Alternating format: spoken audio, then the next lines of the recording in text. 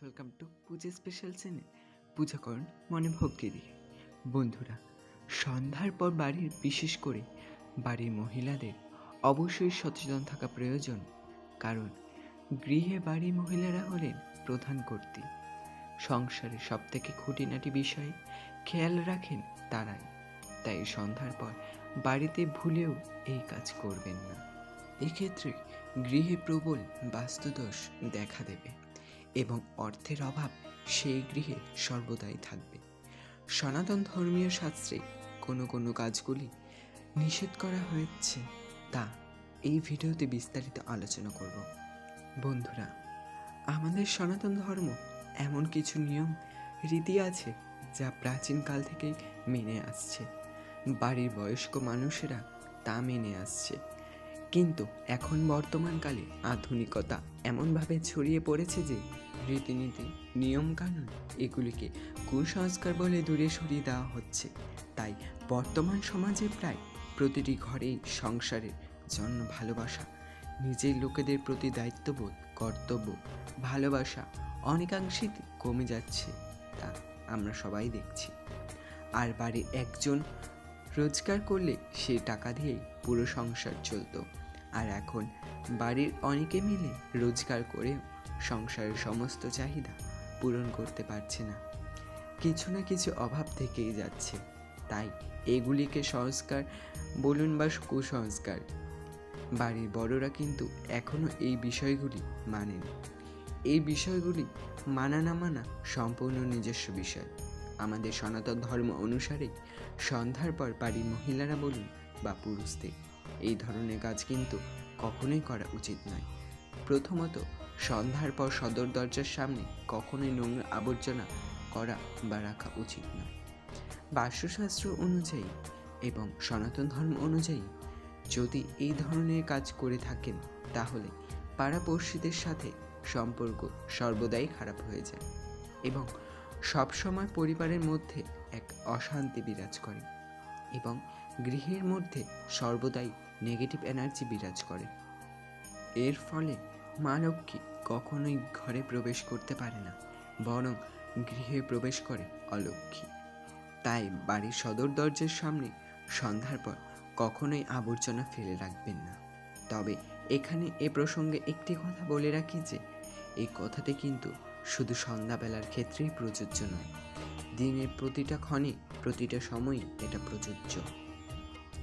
কারণ বাড়ির সদর দরজার সামনে যদি নোংরা আবর্জনা, ধুলো জমা হয়ে থাকে, তাহলে সেক্ষেত্রে সেই জায়গাটি অশুভ শক্তির আশ্রয়স্থান হয়ে থাকে এবং এর সঙ্গে গৃহে নেগেটিভ এনার্জি বৃদ্ধি পায়।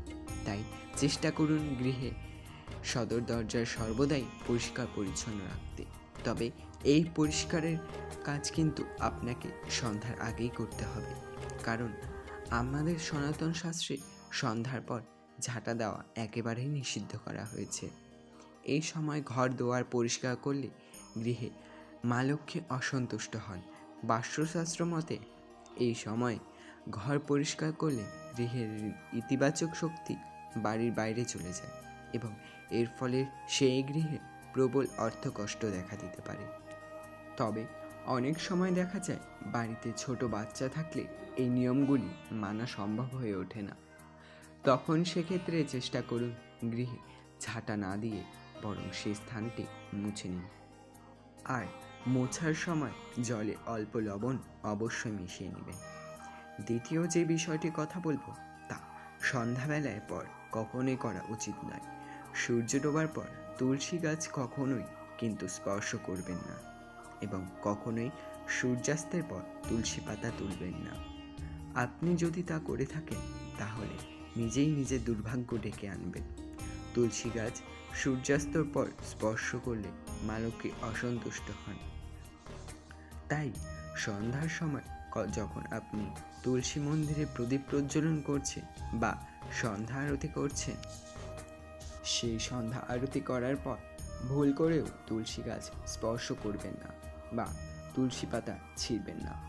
তৃতীয়ত, যদি বাইরের কোনো ব্যক্তি সন্ধ্যার পর দুধ, দই, লবণ বা অন্ন চাইতে আসেন, তাহলে সন্ধ্যার পর কখনোই তা দেবেন না। কিংবা আপনি ধারও নেবেন না, কারণ এমন কিছু করলে বাড়ির লক্ষ্মী বাইরে চলে যায় এবং তার সাথে বাড়ির পজিটিভ শক্তির বিনাশ ঘটে। ফলে আপনার জীবনে গভীর সংকট নেমে আসতে পারে। তাই সন্ধ্যার পর কখনোই কিন্তু এমন দ্রব্য দেবেন না বা দানও করবেন না। তবে হ্যাঁ, সূর্যাস্তের আগে আপনি দানও করতে পারেন বা ধারও নিতে পারেন। চতুর্থ যে বিষয়টি কথা বলবো তা অত্যন্ত গুরুত্বপূর্ণ। অনেক সময় এই বিষয়কে আমরা গুরুত্ব দিই না, আমরা আগামীকালের জন্য ভেবে রাখি। আর তা হলো, আপনার বাড়িতে যদি অপার ঐশ্বর্য বৈভব চান, তাহলে অবশ্যই রাতে শোয়ার আগে আপনাদের রান্নাঘর ও নোংরা বাসন ভালো করে ধুয়ে মুছে তারপর শোবেন। অপরিষ্কার বাসনপত্র ও রান্নাঘর থাকলে শনিদেবের কুদৃষ্টি আপনার বাড়ির ওপর পড়ে। তাছাড়া এমন নোংরা থাকলে বাড়িতে নেগেটিভ এনার্জি ও রোগ জীবাণু ছড়িয়ে পড়ার সম্ভাবনা বেড়ে যায়। তাই অবশ্যই শোয়ার আগে এবং এঁটো বাসনপত্র মেজে রাখবেন, রান্নাঘর মুছে রাখবেন। এবং 5 নং যে বিষয়টির কথা বলবো, সন্ধ্যার পর বাড়ির কোনো সদস্য চুল, দাড়ি, নখ এগুলি কাটবেন না, কারণ এর উপর বাড়ির বাস্তুদোষ অনেকাংশেই নির্ভর করে। এগুলি দিনের বেলাতে করা প্রয়োজন, কারণ এই সমস্ত দ্রব্য গৃহ থেকে বর্জিত করার পর আমাদের স্নান করে নেওয়া প্রয়োজন।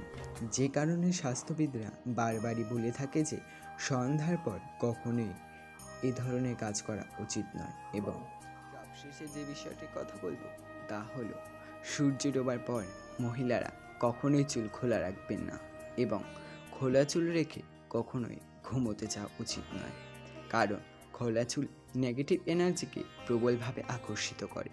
ফলে ঘরের পজিটিভ এনার্জি ঘরের বাইরে চলে যায় এবং গৃহ লক্ষ্মীহীন হয়ে পড়ে। সনাতন ধর্ম বা শাস্ত্র অনুযায়ী এই ছোট ছোট বিষয়গুলির ওপর নির্ভর করে বাড়ির সুখ, স্বাচ্ছন্দ্য, ঐশ্বর্য ও ধনসম্পদ। যাই হোক, এই বিষয়গুলি মানা না মানা সম্পূর্ণ আপনার ব্যক্তিগত বিষয়। আমরা যেহেতু সনাতন ধর্ম বিশ্বাসী, তাই আপনাদের সাথে শেয়ার করলাম। ভিডিওটি যদি ভালো লেগে থাকে একটি লাইক করবেন, চ্যানেলে নতুন হলে চ্যানেলটি সাবস্ক্রাইব করবেন ও পরিবার পরিজনদের সাথে ভিডিওটি শেয়ার করবেন। ধন্যবাদ। ঈশ্বর আপনার মঙ্গল করুক। রাধে রাধে।